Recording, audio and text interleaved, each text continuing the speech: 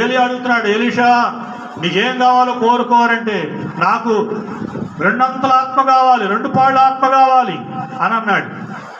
అప్పుడు ఏదైనా నేను ఇచ్చేవాడినేమో కానీ మరి ఇది నాకు మాత్రం కష్టతరంగా ఉంది.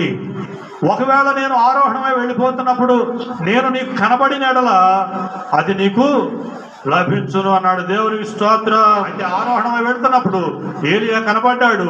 ఏలియా మీద ఉన్నటువంటి దుప్పటి ఎలీషా మీద పడింది. దేవునికి స్తోత్రం. 2 అంతల ఆత్మ పొందుకున్నాడు. దేవునికి స్తోత్రం. ఈ గెహాజీ కనీసం 2 పాళ్ళ ఆత్మ కాకపోయినా 1 పాల ఆత్మ అన్న సంపాదించుకోవడానికి ప్రయాసపడాలి.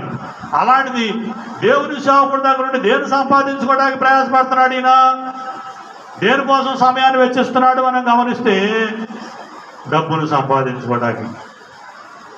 సంపాదించుకోవడానికి రథం వెంట పరిగెత్తాడు. నయమానిచ్చింది తీసుకున్నాడు, పరిగెత్తుకొని వచ్చేసాడు, దాచిపెట్టేసేసాడు. ఏమి ఎరగనట్టుగా పిల్లి కనుక పాలు తాగి మూతి దుడుచుకున్నట్టుగా ఉంది వ్యవహారం అన్నాడు. అలాగా వచ్చేసి ఎలీషా దగ్గర నుంచున్నాడు. అప్పుడు ఎలీషా అడుగుతున్నాడు, గెహాజీ నువ్వు ఎచ్చటి నుండి వచ్చితివి? నీ దాసుడు నేను ఎచ్చడికి పోలేదే అనేను. ఆ మనుషుడు తన రథము దిగి నిన్ను ఎదుర్కొనటకు వచ్చినప్పుడు నా మనసు నీతో కూడా రాలేదా? ద్రవ్యమును, వస్త్రములను, తోటలను, గొర్రెలను, దాసులను సంపాదించుకోవటానికి ఇది సమయమా?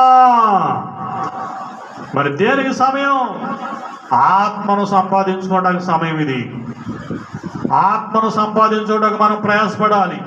పరిశుద్ధాత్మను సంపాదించుకోవడానికి ప్రయాసపడాలి. పరిశుద్ధాత్మ శక్తిని సంపాదించుకోవడానికి ప్రయాసపడాలి.